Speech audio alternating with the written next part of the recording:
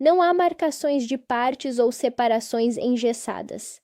A narrativa flui de forma natural, dividida em blocos densos de reflexão, opinião pessoal, fatos de bastidores e análise crítica sobre a obra-prima animada de 1998, Mulan. Fala pessoal do Cinema Shawkins, que bom ter vocês aqui de novo no canal. Hoje a gente precisa trocar uma ideia muito sincera sobre um dos filmes mais incríveis e ao mesmo tempo injustiçados da era de ouro da animação. Vamos falar de Mulan, o clássico de 1998. Cara, eu preciso confessar uma coisa pra vocês antes de entrar na história.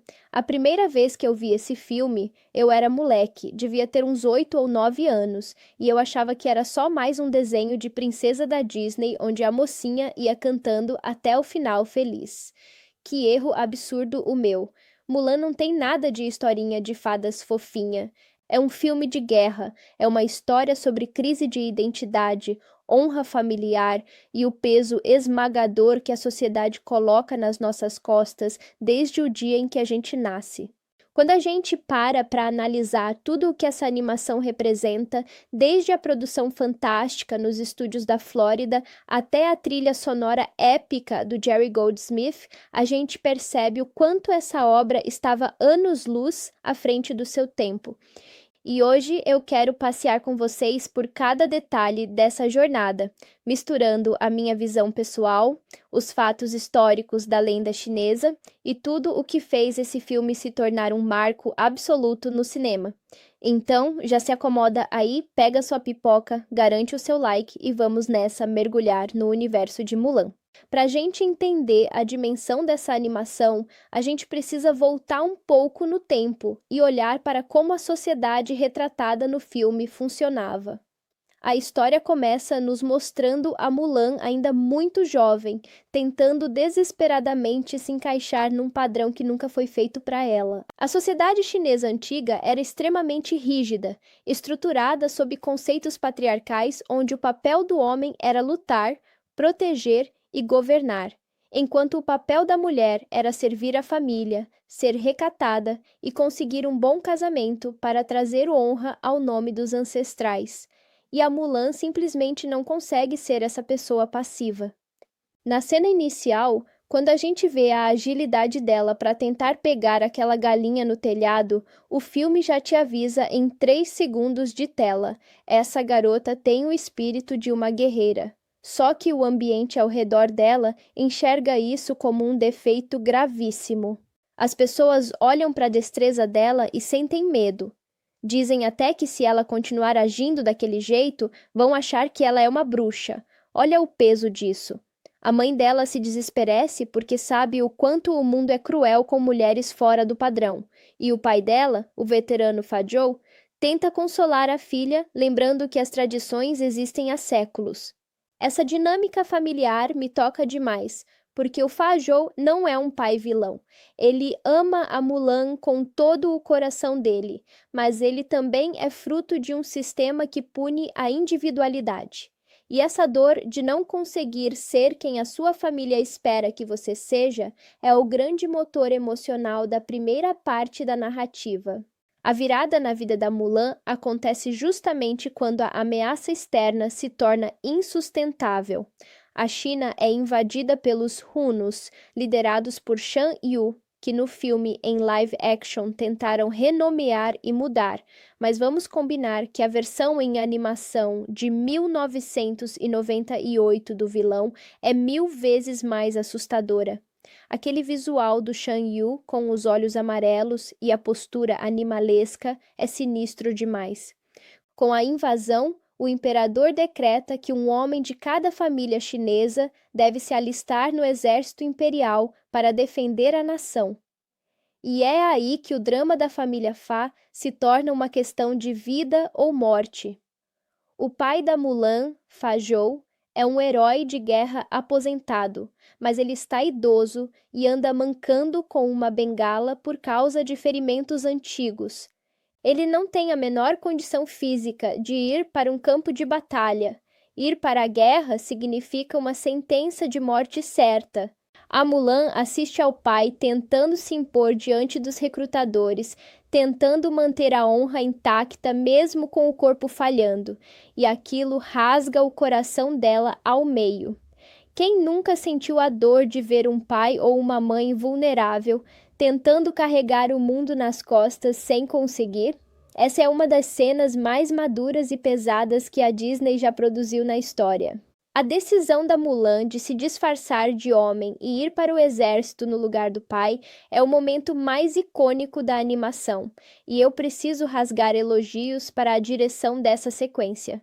Não tem diálogo longo, não tem grande discurso heroicizado. O que a gente tem é uma tempestade caindo, a trilha sonora subindo com tambores dramáticos e a Mulan cortando o próprio cabelo com a espada do pai. Aquela cena do espelho, onde ela limpa a maquiagem da maquiadora tradicional e encara o próprio reflexo, é pura poesia visual. Ela pega a armadura, joga a espada na bainha e cavalga no meio da noite na tempestade. Ela sabia que estava cometendo um crime gravíssimo. Na lei da China antiga, se uma mulher fosse pego se passando por soldado, a punição era a execução imediata.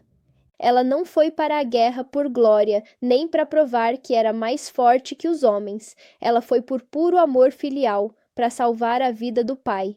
E é essa motivação genuína que faz com que a gente se conecte com ela de um jeito tão profundo e visceral. Ela estava apavorada, mas a coragem dela era maior do que o medo. Quando a Mulan chega ao acampamento de treinamento sob o nome falso de Ping, o filme muda completamente de tom e nos entrega uma combinação perfeita de comédia, tensão e amadurecimento. A adaptação dela no meio da rapaziada é hilária, mas também expõe o choque cultural da masculinidade tóxica da época. Os caras são broncos, vivem briguentos, fedem, e a Mulan tem que reaprender a andar, a falar e a se posicionar para não levantar suspeitas. É nesse contexto que entra o Capitão Li Shang, um líder jovem, focado e que carrega nas costas a responsabilidade de provar para o próprio pai, o General Li, que é capaz de formar um esquadrão de elite. O treinamento no acampamento é lendário, impulsionado por uma das melhores músicas já compostas para o cinema, Homem Ser, I'll Make a Man Out of You, na versão em inglês. Essa faixa é um absurdo de bem escrita. Ela contrasta a fraqueza inicial dos recrutas com a evolução gradual deles através do esforço físico insano. A cena da flecha no alto do poste de madeira, com pesos representando a disciplina e a força, é genial. A Mulan tenta e falha centenas de vezes, até que ela usa a inteligência e a física a seu favor para subir no poste. Ali, ela conquista não só o respeito dos companheiros, como o do próprio Shang. A evolução da Mulan dentro do exército mostra que a verdadeira força não reside apenas em músculos bruta, mas em estratégia, resiliência e raciocínio rápido.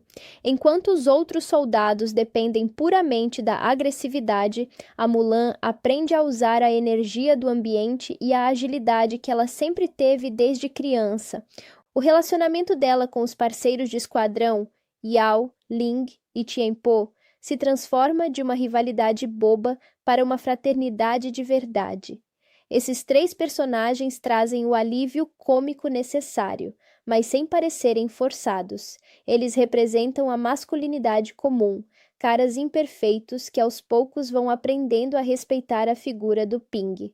Mas a calmaria dura pouco, porque a realidade da guerra não tarda a bater na porta.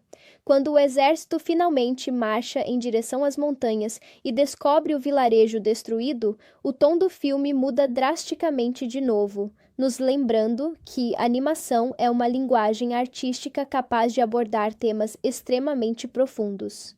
Aquela cena em que o esquadrão chega às ruínas do vilarejo e encontra o exército do General Li totalmente dizimado pelos hunos é de arrepiar a espinha.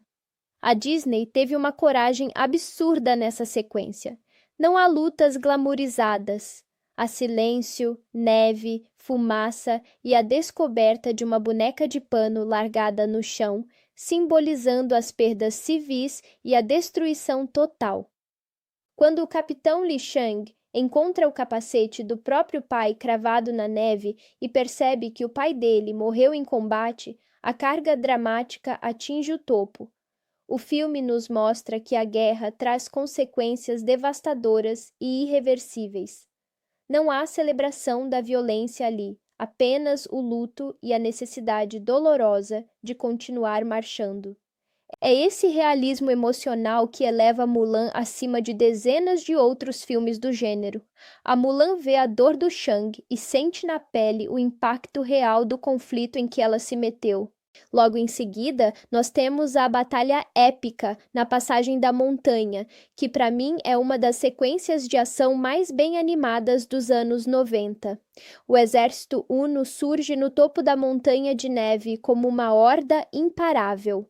A inferioridade numérica do esquadrão do Shang é assustadora. Eles têm apenas um último canhão de pólvora. E é exatamente nesse instante decisivo que o gênio tático da Mulan se sobressai. Enquanto o Shang se prepara para atirar o canhão diretamente no Shan Yu, a Mulan enxerga o perigo global e percebe que atirar na crista de neve da montanha vai provocar uma avalanche devastadora. Ela toma o canhão, corre na direção dos inimigos e dispara contra a montanha.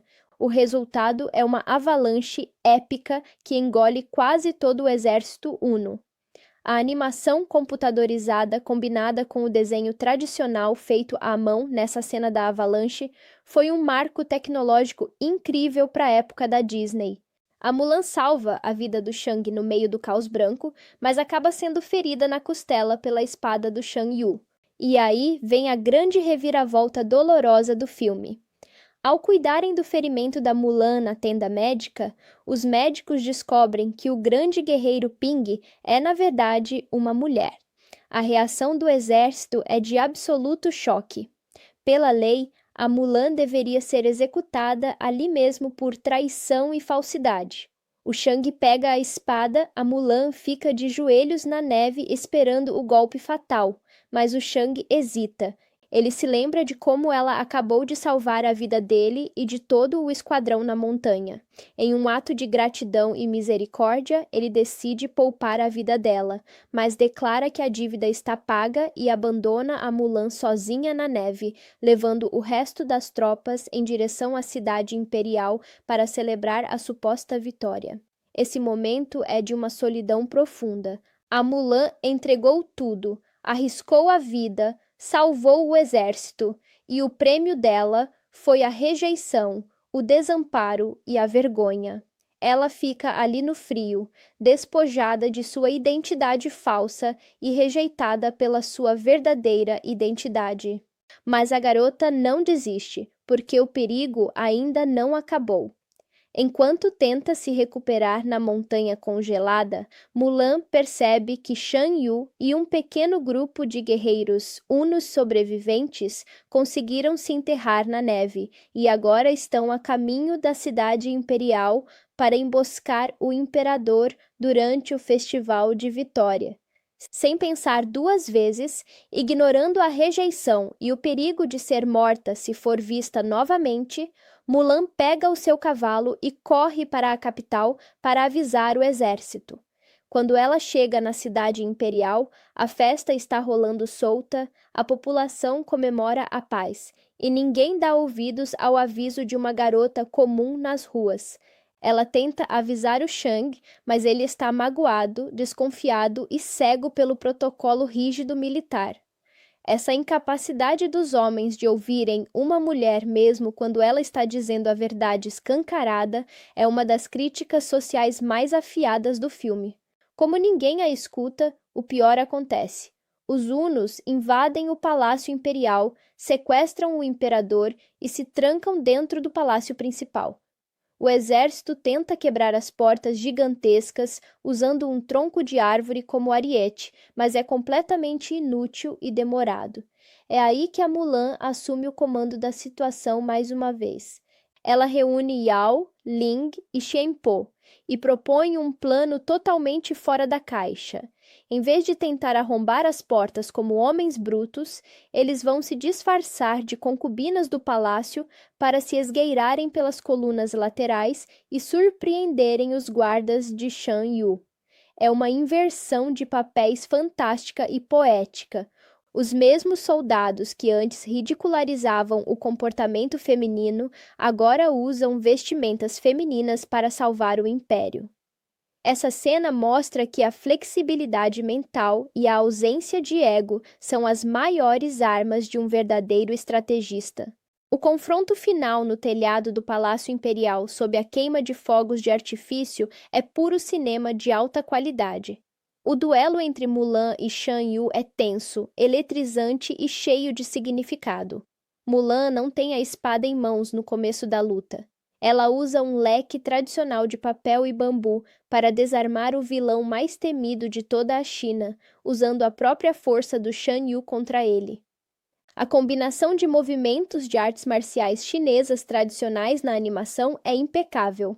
Com a ajuda dos seus amigos e a queima de fogos disparada diretamente no peito do Shan Yu, ela derrota o vilão de uma vez por todas em uma explosão espetacular no céu noturno da cidade imperial. O perigo passa, a fumaça baixa e o destino da China é transformado para sempre. A cena seguinte é de fazer até o fã de cinema mais durão lacrimejar. O imperador da China se aproxima da Mulan. Todo o exército e a população da capital estão presentes. O imperador começa a listar as infrações dela.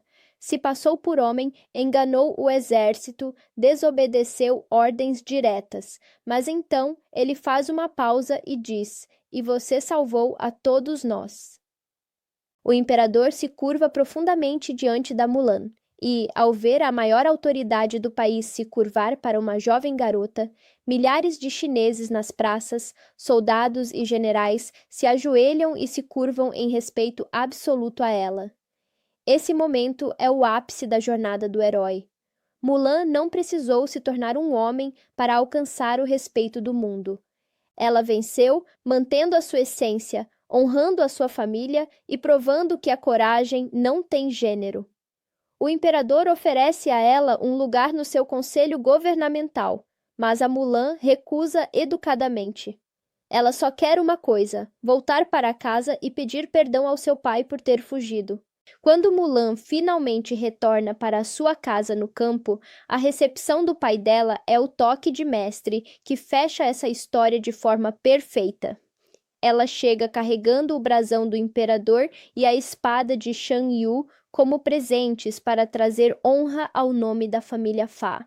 Ela se ajoelha diante de Fa Zhou e entrega os tesouros. Mas o pai dela simplesmente joga os tesouros de lado, abraça a filha chorando e diz uma das frases mais lindas da história do cinema: "A maior de todas as honras é ter você como filha. Esqueça o ouro, esqueça o reconhecimento do imperador, esqueça a glória da guerra. O valor real da vida está no amor e na aceitação da família." Essa mensagem ressoa no nosso peito com uma força descomunal, não importa quantas vezes a gente assista a essa animação. Analisando a parte técnica de Mulan, a trilha sonora instrumental composta por Jerry Goldsmith é uma obra-prima à parte.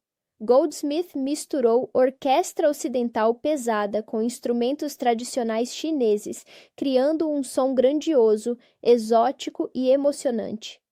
As músicas cantadas como Reflection, na voz inesquecível da Lea Salonga no original e da Sandy na dublagem brasileira, capturam com perfeição o drama interno de quem se sente deslocado no próprio mundo. E a dublagem, cara. A dublagem desse filme é espetacular em qualquer idioma, entregando uma carga emotiva que enriquece cada segundo de projeção. Mulan não é apenas um filme da Disney, é um manifesto sobre autenticidade, resistência e amor incondicional. E é por isso que, mesmo passados mais de 25 anos desde o seu lançamento em 1998, Mulan continua atual, impactante e necessário. O filme nos ensina que não importa quantas barreiras a sociedade imponha sobre quem você deve ser, A sua verdadeira força aparece no momento em que você decide ser fiel a si mesmo. Mulan quebrou todas as regras não por rebeldia mimada, mas por um propósito maior de proteção e amor. E é essa combinação de coração, inteligência e coragem que faz com que esse clássico permaneça vivo no topo das maiores animações já criadas na história da sétima arte. Bom, meus amigos do Cinema Showkins, essa foi a nossa viagem profunda por essa obra sensacional que é Mulan. Eu queria muito saber de vocês, qual é a cena desse filme que mais arrepia vocês até hoje? É a hora do corte de cabelo? É a avalanche na montanha? E aí, pessoal do Cinema Shawkins, que demais ter vocês aqui para essa segunda parte do nosso papo sobre Mulan.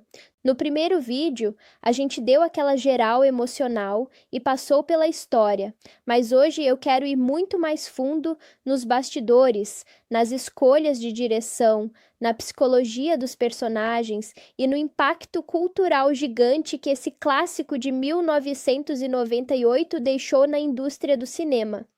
Porque, sério, quando a gente olha para Mulan, não apenas como uma animação da Disney, mas como um projeto cinematográfico arriscado no final dos anos 90, a gente percebe o quanto esse filme foi uma verdadeira revolução silenciosa nos bastidores dos grandes estúdios. Para vocês terem uma ideia do nível de loucura que foi a produção desse filme, Mulan começou a ganhar vida em um momento onde a Disney estava no auge da sua chamada Era da Renascença, logo depois de sucessos estrondosos como A Pequena Sereia, A Bela e a Fera e O Rei Leão. Só que os diretores Tony Bancroft e Barry Cook não queriam entregar mais uma história romântica tradicional de princesa sendo salva. Eles queriam fazer um filme de guerra épico, inspirado na lenda chinesa milenar do poema de Mulan, ou Ballad of Mulan. E foi a primeira vez que a Disney produziu um longa-metragem quase inteiramente em seus estúdios de animação na Flórida, dentro do parque Disney MGM Studios. Imagina a pressão dessa equipe. Os caras tinham visitantes do parque passando por corredores de vidro, vendo eles desenharem um filme sobre invasão de hunos, honra ancestral e batalhas sangrentas no meio da neve. Eles sabiam que tinham que entregar algo monumental para provar o valor daquele estúdio. E é aí que entra uma das coisas que eu mais amo nesse filme e que a gente precisa analisar com um olhar atento: o vilão Shan Yu. Cara, na história do cinema de animação, a gente tem vilões muito carismáticos que cantam músicas divertidas, tipo o Scar ou o Hades.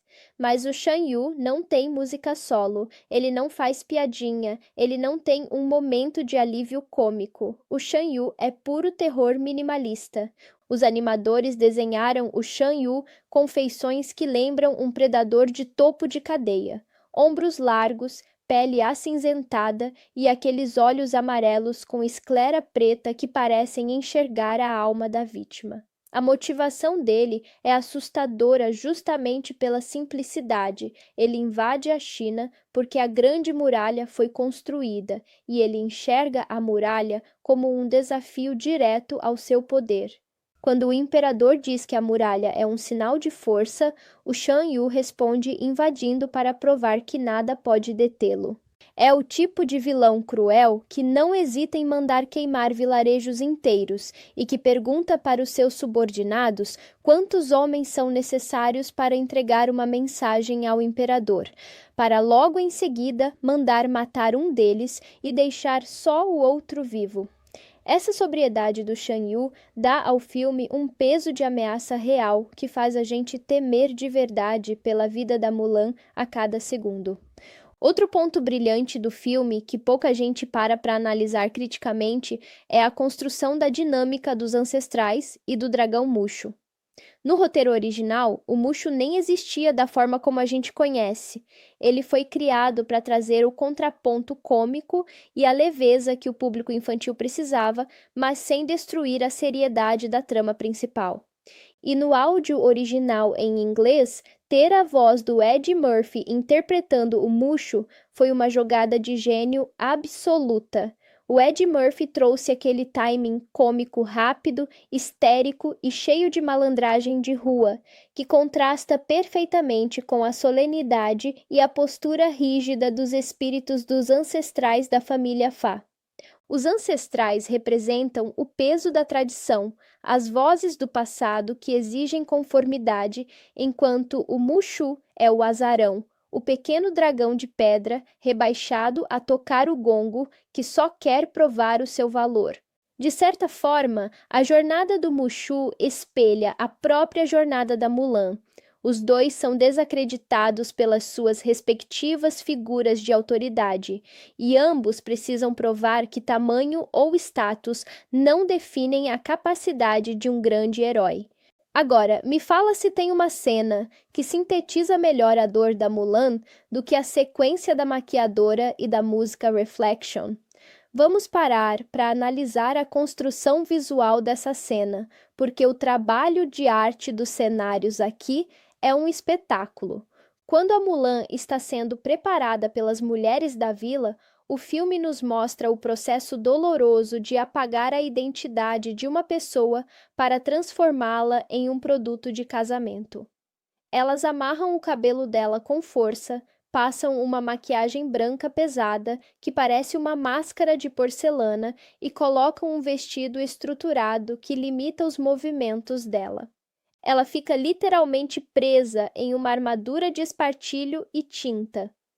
Quando ela falha no teste da casamenteira, uma cena absurdamente bem montada com o grilo da sorte e o bule de chá, a humilhação pública não é só dela, é da família inteira. E quando ela vai para o jardim do pai e começa a cantar enquanto limpa metade da maquiagem do rosto, a imagem do reflexo dela dividido entre a garota maquiada e a garota real na água e na lápide dos ancestrais é de quebrar o coração. É a representação perfeita do conflito interno. Se eu for quem eu sou por dentro, eu vou decepcionar minha família. Mas se eu for quem eles querem que eu seja, eu vou destruir a mim mesma. E o que falar do Capitão Li Shang? Ele é um dos personagens masculinos mais bem escritos da Disney, porque ele foge do estereótipo do príncipe encantado perfeito e intocável. O Shang é um jovem oficial tentando desesperadamente corresponder às expectativas gigantescas do pai dele, o respeitado General Li. Ele está sob um estresse brutal, lidando com um bando de recrutas desastrados que não sabem nem marchar em linha reta. A frustração do Shang é palpável nas primeiras semanas de treino, mas a beleza da escrita do personagem está em como ele aprende a evoluir através da liderança, pelo exemplo. Quando ele canta Homem Ser, a música não é apenas um hino de treino, é uma filosofia de vida militar chinesa baseada no equilíbrio, força, agilidade, velocidade e mente serena. O desenvolvimento do respeito mútuo entre o Shang e o Ping, a Mulan disfarçada, é construído passo a passo, suor por suor, até culminar naquela confiança cega no campo de batalha. E por falar em campo de batalha, a gente precisa conversar sério sobre a decisão da Mulan de disparar aquele canhão na montanha de neve. Se a gente parar para pensar sob a ótica de estratégia militar, o que a Mulan fez foi uma jogada suicida de altíssimo risco. O exército dos Hunos estava avançando em velocidade máxima numa carga de cavalaria devastadora. O Shang já tinha dado a ordem de preparar o último canhão para mirar diretamente no Shan Yu. Se o canhão acertasse o Shan Yu, talvez matasse o líder, mas a cavalaria inteira dos Hunos passaria por cima das poucas tropas chinesas e massacraria todo mundo em questão de minutos. A Mulan foi a única no campo de batalha que teve a visão espacial e geográfica de perceber que a verdadeira arma não era a pólvora do canhão, era a montanha de neve acumulada acima deles. Ao correr na direção da cavalaria inimiga com o canhão nas costas, ela usou a si mesma como isca. Ela disparou no topo da montanha, criando a avalanche que varreu o exército inimigo. Ela não venceu pela força bruta dos braços, mas pela genialidade da mente. Isso é o ápice do conceito de estratégia militar que Sun Tzu descreveu em A Arte da Guerra: usar o próprio ambiente contra o seu inimigo. E o pós-batalha é onde a narrativa mostra toda a sua coragem. Quando a Mulan é ferida e a sua verdadeira identidade é descoberta, o filme não alivia o peso da cultura da época. O conselheiro imperial Shifu, que é aquele tipo de burocrata arrogante, machista e insuportável que todo mundo odeia no cinema, exige imediatamente a execução dela. E a cena em que a Mulan é deixada para trás na neve, abandonada pelo exército que ela acabou de salvar, é uma metáfora devastadora sobre a ingratidão do sistema patriarcal. Ela salvou a vida daqueles homens, ela salvou o capitão, mas por causa de uma lei rígida e cega, o mérito dela é totalmente apagado e ela é jogada no lixo como se fosse uma criminosa. A dor da Mulan naquele momento não é apenas física pelo ferimento da espada, é a dor de perceber que, mesmo tendo feito o impossível, o mundo ainda a enxerga apenas como uma mulher que quebrou as regras. Mas é justamente aí que o filme se recusa a vitimizar a personagem. A Mulan não senta na neve para se lamentar até o final da vida. Quando ela vê que o Shan Yu e os sobreviventes estão indo em direção à cidade imperial, a bússola moral dela fala mais alto do que qualquer trauma.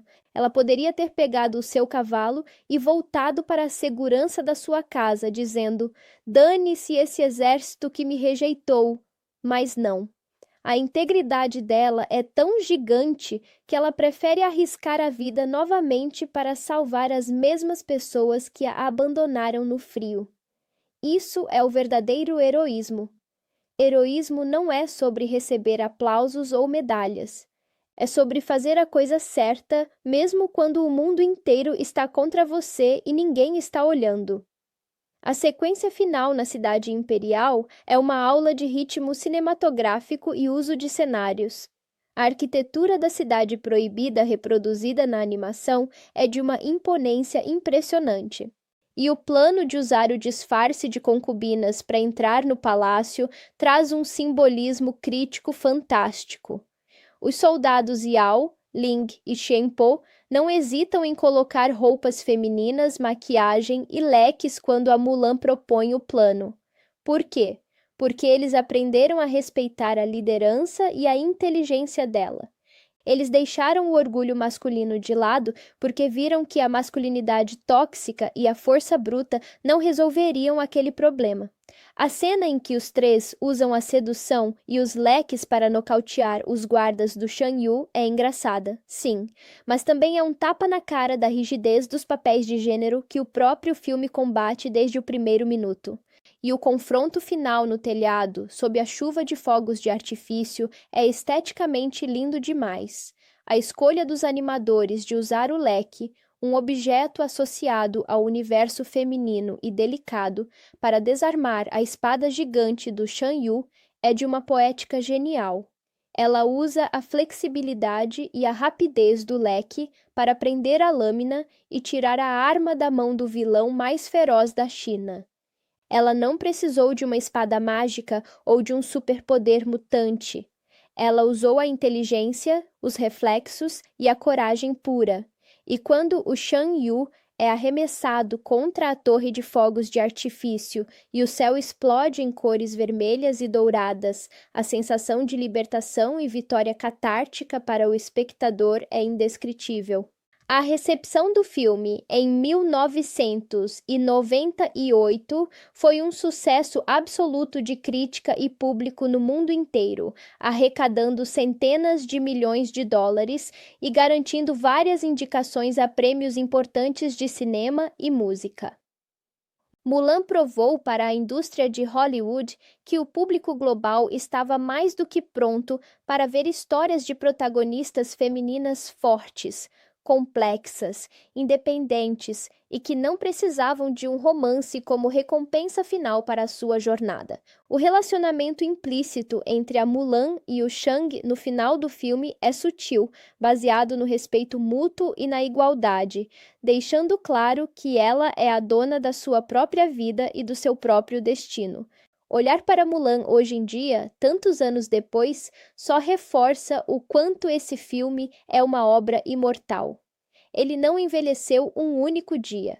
As piadas continuam funcionando, o drama continua apertando o peito, a trilha sonora continua fazendo os pelos do braço arrepiarem e a mensagem de amor familiar e aceitação própria continua mais urgente e necessária do que nunca. Mulan abriu portas para que dezenas de outras animações modernas pudessem explorar narrativas mais profundas e diversas. É um filme feito com paixão, respeito à cultura chinesa e um domínio técnico de animação tradicional que, infelizmente, quase não se vê mais no cinema de hoje. E olha, se nas duas primeiras partes a gente esmiuçou a narrativa, a psicologia dos personagens e os bastidores de animação, hoje eu quero trazer uma conversa ainda mais próxima com vocês sobre algo que pega no fundo da alma, como esse filme conversa com a nossa própria vida, as curiosidades mais insanas de bastidores que quase ninguém nota, a análise musical detalhada e a comparação direta entre esse clássico em animação de 1998 e o remake em live action de 2020. Então, ajusta o fone de ouvido, se acomoda na cadeira e vem comigo porque hoje o papo vai ser épico. Sabe, pessoal, tem uma coisa em Mulan que sempre me pega de jeito toda vez que eu sento para reassistir. A forma como o filme aborda o conceito de decepcionar as pessoas que a gente mais ama. Quem aqui no canal nunca sentiu aquele frio na barriga, aquela angústia de achar que não está correspondendo ao que a família ou a sociedade espera da gente? É uma dor silenciosa, né? E o filme traduz isso de um jeito tão humano. Quando a Mulan está sentada embaixo daquela árvore de cerejeira no jardim da casa dela, logo depois de ter sido humilhada pela casamenteira, o pai dela, o Fazou, chega do lado dela. Ele não chega dando bronca, ele não chega brigando. Ele olha para uma flor de cerejeira que ainda não desabrochou e diz: Olha, essa flor está atrasada, mas quando ela desabrochar, tenho certeza de que será a mais bela de todas. Cara, essa frase é uma das coisas mais terapêuticas já escritas num roteiro de cinema. O pai dela estava dizendo nas entrelinhas: Eu vejo o seu valor, mesmo que o mundo ainda não consiga ver. É por isso que essa animação acerta tanto no coração de gerações diferentes. Agora, deixa eu contar para vocês umas curiosidades de bastidores que mostram o nível absurdo de perfeccionismo que a equipe de produção teve. Vocês sabiam que para animar a multidão na Cidade Imperial na cena final, os engenheiros da Disney tiveram que criar um software totalmente novo chamado Atreus? Na época, nos anos 90, desenhar à mão milhares de pessoas se mexendo individualmente na Praça do Palácio era praticamente impossível, sem estourar o orçamento ou levar 10 anos para produzir. Então, eles usaram esse programa para criar mais de 10.000 personagens virtuais de fundo, dando a cada um deles movimentos independentes para parecer uma multidão real vibrando e se curvando diante da Mulan. Quando você olha a grandiosidade daquela praça, cheia de gente com bandeiras e fogos de artifício, aquilo ali era o estado da arte e da tecnologia da época, combinada com a pintura tradicional em celuloide. E por falar em detalhes técnicos, a gente precisa tirar o chapéu para a direção de arte e para a paleta de cores do filme. Se vocês prestarem atenção, as cores em Mulan mudam radicalmente de acordo com o estado emocional da protagonista e o clima da cena. No começo, na Vila da Mulan, a gente tem tons quentes, pastéis, suaves, trazendo aquela sensação de acolhimento de lar e tradição. Quando a gente vai para o acampamento de treinamento do exército, os tons ficam mais frios, terrosos, acinzentados, mostrando a dureza e o rigor do mundo militar. E na Batalha da Montanha, a paleta é dominada pelo branco e pelo azul gélido, criando uma atmosfera de perigo absoluto e isolamento. Depois, quando eles chegam à Cidade Imperial, o filme explode em vermelho e dourado, que na cultura chinesa representam prosperidade, royalty e celebração. Nada na tela é por acaso, cada cor é escolhida a dedo para guiar a nossa emoção sem a gente nem perceber. Outro detalhe de bastidores sensacional envolve a lendária dublagem do dragão Mushu. Como eu comentei com vocês, o Ed Murphy deu um show no áudio original em inglês, mas a versão brasileira deu um show à parte com o dublador Mário Jorge Andrade, que capturou toda a ginga, o deboche e o carinho do personagem de um jeito impecável. E aqui vai um fato curioso. O lendário ator e artista marcial Jackie Chan dublou o Capitão Li Shang no lançamento do filme na China e em Taiwan. Ele não só dublou as falas do Shang em mandarim e cantonês, como também gravou um videoclipe oficial cantando a versão chinesa de Homem Ser, fazendo golpes de Kung Fu de verdade no clipe. Imagina que espetáculo ver o Jackie Chan dando vida ao Li Shang. Isso só mostra o tamanho do respeito e do alcance global que essa produção atingiu na época. E agora, pessoal, eu preciso entrar num terreno polêmico, mas que sei que vocês adoram debater aqui no Cinema Shawkins, o remake em live action que a Disney lançou em 2020. Cara, que oportunidade perdida foi aquela, fala a verdade. Quando anunciaram que haveria uma versão em live action, todo fã da animação original de 1998 ficou na expectativa de ver aquela batalha da montanha com atores reais, sentir a energia das músicas épicas e ver a jornada da Mulan reimaginada com toda a tecnologia moderna. Mas o que a gente recebeu foi um filme que cometeu o erro gravíssimo de tentar tirar o coração e a vulnerabilidade da personagem principal. No filme de 2020, eles decidiram transformar a Mulan em uma espécie de super-heroína que já nasce com uma energia mágica suprema chamada Qi. Desde criança, ela já sai pulando telhados, dando piruetas e sendo praticamente imbatível. E qual é o problema gigante dessa escolha de roteiro? O problema é que, ao fazer a Mulan já nascer perfeita e com superpoderes, você destrói completamente o arco de superação dela. Na animação de 1998, a beleza da Mulan está no fato de que ela é uma garota comum. Ela não tem superpoderes, ela não tem um chi mágico invencível. Ela falha, ela apanha no treino, ela quase desiste. Ela passa mal subindo no poste de madeira carregando os pesos.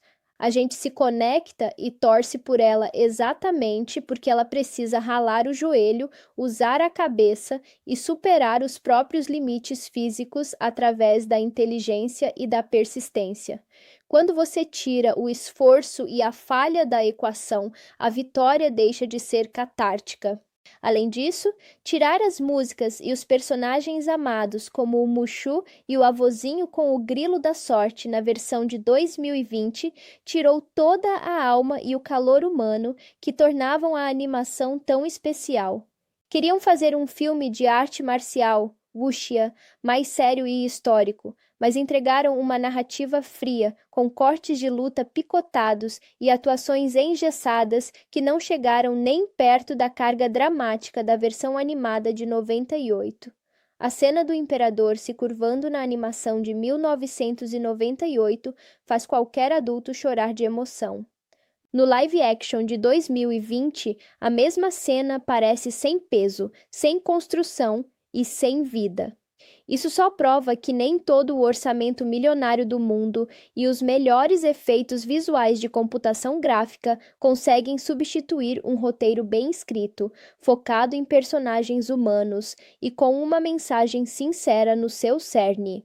Retornando à nossa obra-prima de 1998, a forma como o filme encerra a trajetória de todos os personagens secundários também é digna de aplausos. O conselheiro Chifu, que passou o filme inteiro desmerecendo a Mulan e tentando impor a sua burocracia machista, termina desmaiado e totalmente desmoralizado quando o próprio imperador sugere que Mulan o substitua no conselho. Os soldados Yao, Ling e Shen Po passam de caras machões e brutos no começo do longa para homens maduros que aprenderam o valor da amizade verdadeira, da empatia e do respeito absoluto pelas mulheres. E o capitão Li Shang, que aprende a lição de que seguir as regras cegas do protocolo militar nem sempre é o caminho certo, toma a iniciativa de ir até a casa da Mulan no final, encorajado pelo próprio imperador com aquela frase clássica: "Você não encontra uma garota dessa em todas as dinastias." O reencontro da Mulan com o Shang no jardim da casa dela é a cereja no topo do bolo. Não tem um beijo espalhafatoso de cinema romântico clichê, e isso é genial. O relacionamento deles termina com um convite simples para jantar em família.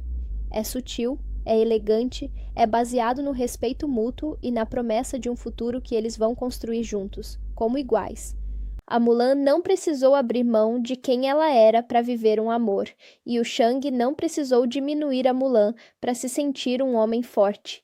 Esse equilíbrio é de uma maturidade narrativa impecável para um filme de animação voltado para a família.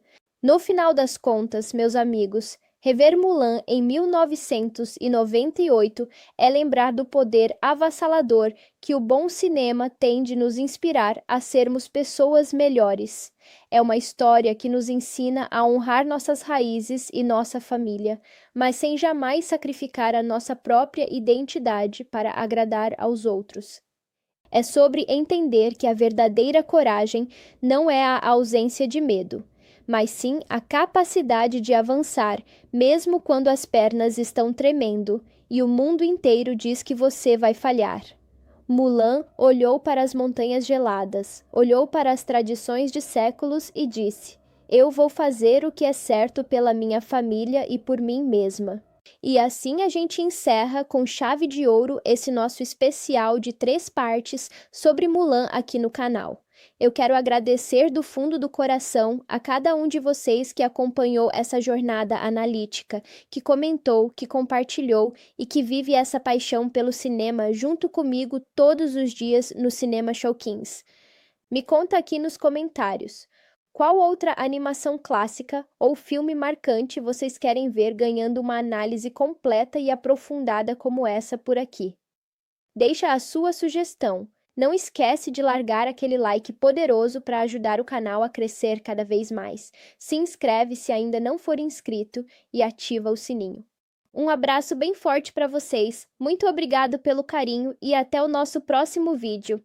Se nas partes anteriores a gente já cobriu a jornada da heroína, os bastidores de animação e até a comparação com o live action, hoje eu quero puxar uma cadeira e conversar com vocês sobre algo que pouca gente presta atenção, mas que muda completamente a forma de assistir a esse filme, o simbolismo visual, a filosofia por trás do roteiro e como a Disney conseguiu sintetizar milênios de cultura chinesa em 90 minutos de puro espetáculo cinematográfico.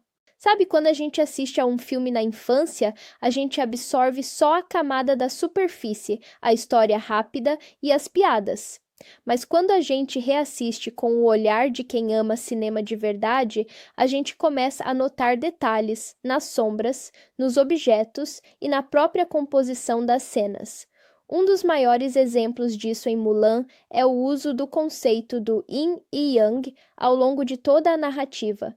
Se você reparar bem, o filme inteiro é construído sobre o equilíbrio entre opostos, o feminino e o masculino, a tradição e a inovação, o fogo dos fogos de artifício e a neve da montanha, a ordem rígida da cidade imperial e o caos da invasão Huna. A própria Mulan é a personificação do equilíbrio perfeito entre o Yin, a intuição, a flexibilidade, a água que se adapta, e o Yang, a ação, a coragem, o fogo do combate. No começo da história, a sociedade tenta forçá-la a ser puramente yin, passiva, delicada, focada em tarefas domésticas. Quando ela entra no exército, ela tenta ser puramente yang, agressiva, durona, tentando engrossar a voz e andar como os homens, e ela falha nas duas extremidades.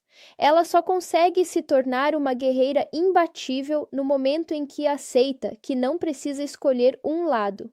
Ela junta a flexibilidade do leque com a precisão da espada. Ela usa a sensibilidade para notar a montanha de neve e a coragem para correr até o canhão.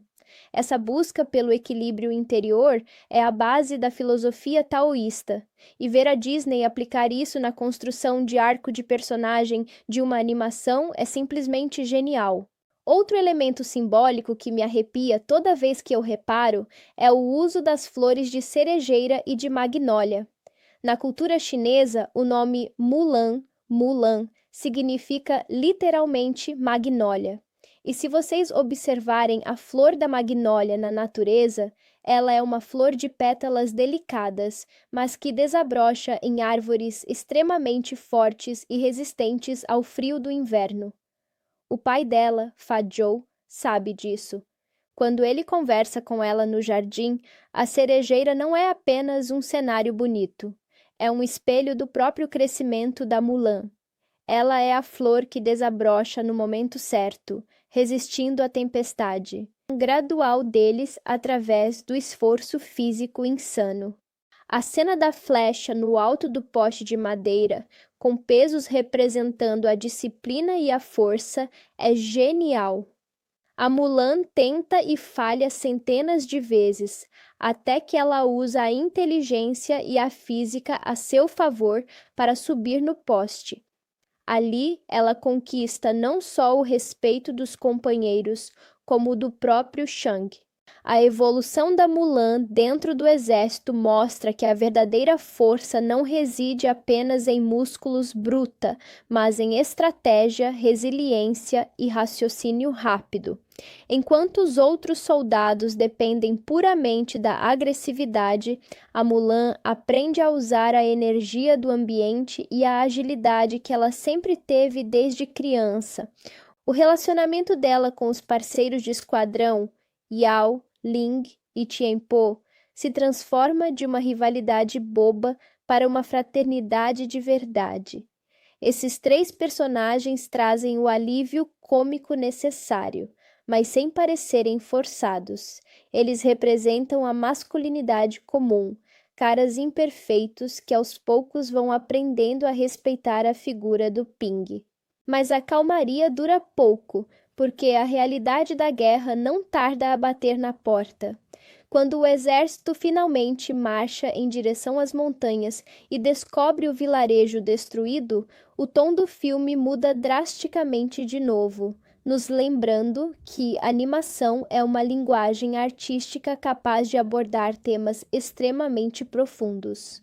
Aquela cena em que o esquadrão chega às ruínas do vilarejo e encontra o exército do general Li totalmente dizimado pelos hunos é de arrepiar a espinha. A Disney teve uma coragem absurda nessa sequência. Não há lutas glamourizadas. Há silêncio, neve, fumaça e a descoberta de uma boneca de pano largada no chão, simbolizando as perdas civis e a destruição total. Quando o capitão Li Shang encontra o capacete do próprio pai cravado na neve e percebe que o pai dele morreu em combate, a carga dramática atinge o topo. O filme nos mostra que a guerra traz consequências devastadoras e irreversíveis. Não há celebração da violência ali, apenas o luto e a necessidade dolorosa de continuar marchando. É esse realismo emocional que eleva Mulan acima de dezenas de outros filmes do gênero. A Mulan vê a dor do Shang e sente na pele o impacto real do conflito em que ela se meteu. Logo em seguida, nós temos a batalha épica na Passagem da Montanha, que para mim é uma das sequências de ação mais bem animadas dos anos 90. O exército Uno surge no topo da montanha de neve como uma horda imparável. A inferioridade numérica do esquadrão do Shang é assustadora. Eles têm apenas um último canhão de pólvora. E é exatamente nesse instante decisivo que o gênio tático da Mulan se sobressai. Enquanto o Shang se prepara para atirar o canhão diretamente no Shan Yu, a Mulan enxerga o perigo global e percebe que atirar na crista de neve da montanha vai provocar uma avalanche devastadora. Ela toma o canhão, corre na direção dos inimigos e dispara contra a montanha. O resultado é uma avalanche épica que engole quase todo o exército Uno. A animação computadorizada combinada com o desenho tradicional feito à mão nessa cena da avalanche foi um marco tecnológico incrível para a época da Disney. A Mulan salva a vida do Shang no meio do caos branco, mas acaba sendo ferida na costela pela espada do Shan Yu. E aí vem a grande reviravolta dolorosa do filme. Ao cuidarem do ferimento da Mulan na tenda médica, os médicos descobrem que o grande guerreiro Ping é, na verdade, uma mulher. A reação do exército é de absoluto choque. Pela lei, a Mulan deveria ser executada ali mesmo por traição e falsidade. O Shang pega a espada, a Mulan fica de joelhos na neve esperando o golpe fatal, mas o Shang hesita. Ele se lembra de como ela acabou de salvar a vida dele e de todo o esquadrão na montanha. Em um ato de gratidão e misericórdia, ele decide poupar a vida dela, mas declara que a dívida está paga e abandona a Mulan sozinha na neve, levando o resto das tropas em direção à cidade imperial para celebrar a suposta vitória. Esse momento é de uma solidão profunda. A Mulan entregou tudo, arriscou a vida, salvou o exército, e o prêmio dela foi a rejeição, o desamparo e a vergonha. Ela fica ali no frio, despojada de sua identidade falsa e rejeitada pela sua verdadeira identidade. Mas a garota não desiste, porque o perigo ainda não acabou. Enquanto tenta se recuperar na montanha congelada, Mulan percebe que Shan Yu e um pequeno grupo de guerreiros Unos sobreviventes conseguiram se enterrar na neve e agora estão a caminho da cidade imperial para emboscar o imperador durante o Festival de Vitória. Sem pensar duas vezes, ignorando a rejeição e o perigo de ser morta se for vista novamente, Mulan pega o seu cavalo e corre para a capital para avisar o exército. Quando ela chega na cidade imperial, a festa está rolando solta, a população comemora a paz, e ninguém dá ouvidos ao aviso de uma garota comum nas ruas. Ela tenta avisar o Shang, mas ele está magoado, desconfiado e cego pelo protocolo rígido militar. Essa incapacidade dos homens de ouvirem uma mulher mesmo quando ela está dizendo a verdade escancarada é uma das críticas sociais mais afiadas do filme. Como ninguém a escuta, o pior acontece. Os Unos invadem o Palácio Imperial, sequestram o imperador e se trancam dentro do palácio principal. O exército tenta quebrar as portas gigantescas usando um tronco de árvore como ariete, mas é completamente inútil e demorado. É aí que a Mulan assume o comando da situação mais uma vez. Ela reúne Yao, Ling e Xianpo e propõe um plano totalmente fora da caixa. Em vez de tentar arrombar as portas como homens brutos, eles vão se disfarçar de concubinas do palácio para se esgueirarem pelas colunas laterais e surpreenderem os guardas de Shan Yu. é uma inversão de papéis fantástica e poética. Os mesmos soldados que antes ridicularizavam o comportamento feminino agora usam vestimentas femininas para salvar o império. Essa cena mostra que a flexibilidade mental e a ausência de ego são as maiores armas de um verdadeiro estrategista. O confronto final no telhado do Palácio Imperial sob a queima de fogos de artifício é puro cinema de alta qualidade. O duelo entre Mulan e Shan Yu é tenso, eletrizante e cheio de significado. Mulan não tem a espada em mãos no começo da luta. Ela usa um leque tradicional de papel e bambu para desarmar o vilão mais temido de toda a China, usando a própria força do Shan Yu contra ele. A combinação de movimentos de artes marciais chinesas tradicionais na animação é impecável. Com a ajuda dos seus amigos e a queima de fogos disparada diretamente no peito do Shan Yu, ela derrota o vilão de uma vez por todas em uma explosão espetacular no céu noturno da cidade imperial. O perigo passa, a fumaça baixa e o destino da China é transformado para sempre. A cena seguinte é de fazer até o fã de cinema mais durão lacrimejar. O imperador da China se aproxima da Mulan. Todo o exército e a população da capital estão presentes. O imperador começa a listar as infrações dela. Se passou por homem, enganou o exército, desobedeceu ordens diretas. Mas então ele faz uma pausa e diz: "E você salvou a todos nós." O imperador se curva profundamente diante da Mulan. E, ao ver a maior autoridade do país se curvar para uma jovem garota, milhares de chineses nas praças, soldados e generais se ajoelham e se curvam em respeito absoluto a ela. Esse momento é o ápice da jornada do herói. Mulan não precisou se tornar um homem para alcançar o respeito do mundo. Ela venceu mantendo a sua essência, honrando a sua família e provando que a coragem não tem gênero. O imperador oferece a ela um lugar no seu conselho governamental, mas a Mulan recusa educadamente. Ela só quer uma coisa: voltar para casa e pedir perdão ao seu pai por ter fugido. Quando Mulan finalmente retorna para a sua casa no campo, a recepção do pai dela é o toque de mestre que fecha essa história de forma perfeita. Ela chega carregando o brasão do imperador e a espada de Shan Yu como uma mulher que quebrou as regras. Mas é justamente aí que o filme se recusa a vitimizar a personagem. A Mulan não senta na neve para se lamentar até o final da vida.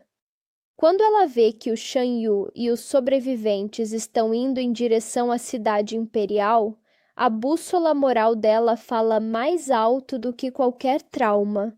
Ela poderia ter pegado o seu cavalo e voltado para a segurança da sua casa, dizendo: "Dane-se esse exército que me rejeitou." Mas não.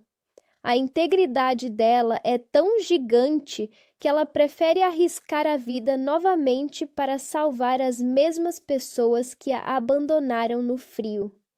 Isso é o verdadeiro heroísmo. Heroísmo não é sobre receber aplausos ou medalhas. É sobre fazer a coisa certa, mesmo quando o mundo inteiro está contra você e ninguém está olhando. A sequência final na cidade imperial é uma aula de ritmo cinematográfico e uso de cenários. A arquitetura da cidade proibida reproduzida na animação é de uma imponência impressionante. E o plano de usar o disfarce de concubinas para entrar no palácio traz um simbolismo crítico fantástico. Os soldados Yao, Ling e Shenpo não hesitam em colocar roupas femininas, maquiagem e leques quando a Mulan propõe o plano. Por quê? Porque eles aprenderam a respeitar a liderança e a inteligência dela. Eles deixaram o orgulho masculino de lado porque viram que a masculinidade tóxica e a força bruta não resolveriam aquele problema. A cena em que os três usam a sedução e os leques para nocautear os guardas do Shan Yu é engraçada, sim, mas também é um tapa na cara da rigidez dos papéis de gênero que o próprio filme combate desde o primeiro minuto. E o confronto final no telhado, sob a chuva de fogos de artifício, é esteticamente lindo demais. A escolha dos animadores de usar o leque, um objeto associado ao universo feminino e delicado, para desarmar a espada gigante do Shan Yu, é de uma poética genial.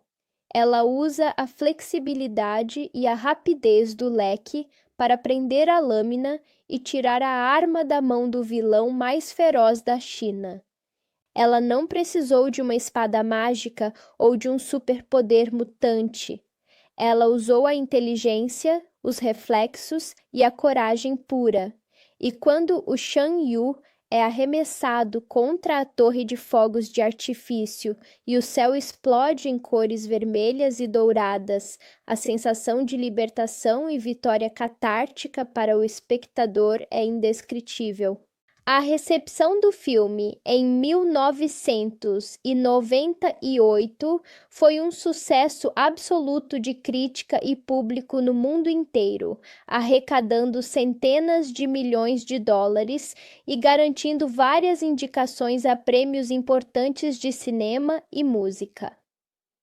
Mulan provou para a indústria de Hollywood que o público global estava mais do que pronto para ver histórias de protagonistas femininas fortes, complexas, independentes e que não precisavam de um romance como recompensa final para a sua jornada. O relacionamento implícito entre a Mulan e o Shang no final do filme é sutil, baseado no respeito mútuo e na igualdade, deixando claro que ela é a dona da sua própria vida e do seu próprio destino. Olhar para Mulan hoje em dia, tantos anos depois, só reforça o quanto esse filme é uma obra imortal. Ele não envelheceu um único dia.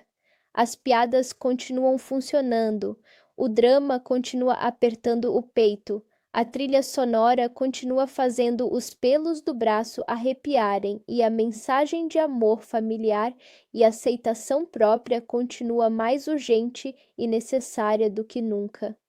Mulan abriu portas para que dezenas de outras animações modernas pudessem explorar narrativas mais profundas e diversas. É um filme feito com paixão, respeito à cultura chinesa e um domínio técnico de animação tradicional que, infelizmente, quase não se vê mais no cinema de hoje. E olha, se nas duas primeiras partes a gente esmiuçou a narrativa, a psicologia dos personagens e os bastidores de animação, hoje eu quero trazer uma conversa ainda mais próxima com vocês sobre algo que pega no fundo da alma, como esse filme conversa com a nossa própria vida, as curiosidades mais insanas de bastidores que quase ninguém nota, a análise musical detalhada e a comparação direta entre esse clássico em animação de 1998 e o remake em live action de 2020. Então, ajusta o fone de ouvido, se acomoda na cadeira e vem comigo, porque hoje o papo vai ser épico.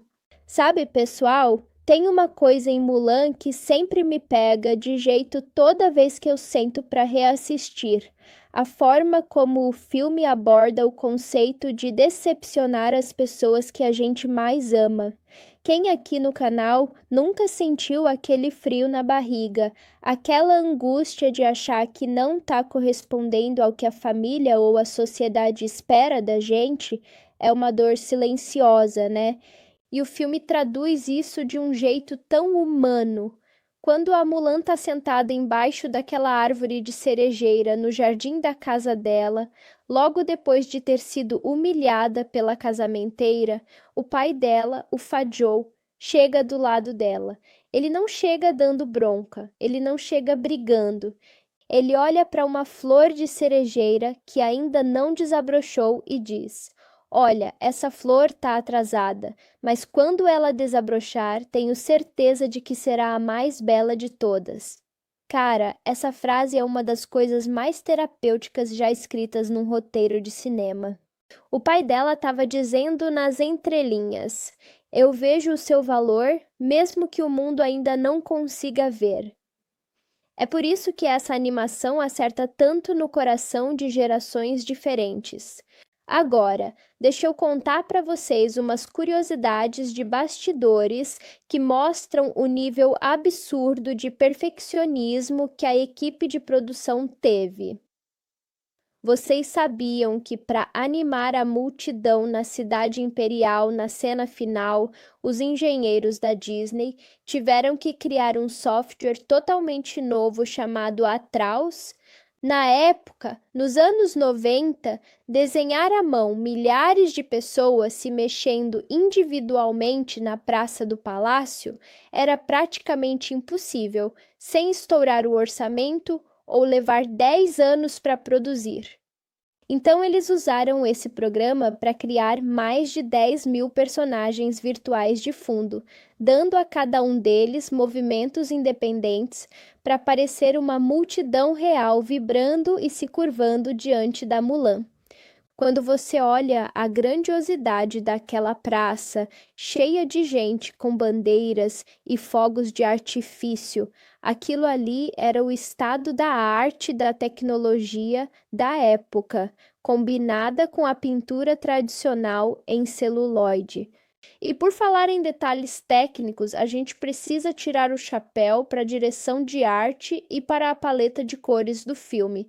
Se vocês prestarem atenção, as cores em Mulan mudam radicalmente de acordo com o estado emocional da protagonista e o clima da cena. No começo, na Vila da Mulan, a gente tem tons quentes, pastéis, suaves, trazendo aquela sensação de acolhimento de lar e tradição. Quando a gente vai para o acampamento de treinamento do exército, os tons ficam mais frios, terrosos, acinzentados, mostrando a dureza e o rigor do mundo militar. E na Batalha da Montanha, a paleta é dominada pelo branco e pelo azul gélido, criando uma atmosfera de perigo absoluto e isolamento. Depois, quando eles chegam à Cidade Imperial, o filme explode em vermelho e dourado, que na cultura chinesa representam prosperidade, royalty e celebração. Nada na tela é por acaso.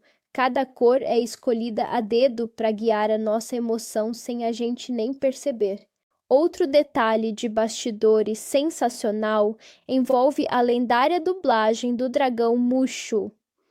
Como eu comentei com vocês, o Ed Murphy deu um show no áudio original em inglês, mas a versão brasileira deu um show à parte com o dublador Mário Jorge Andrade, que capturou toda a ginga, o deboche e o carinho do personagem de um jeito impecável. E aqui vai um fato curioso: o lendário ator e artista marcial Jackie Chan dublou o capitão Li Shang no lançamento do filme na China e em Taiwan. Ele não só dublou as falas do Shang em mandarim e cantonês, como também gravou um videoclipe oficial cantando a versão chinesa de Homem Ser, fazendo golpes de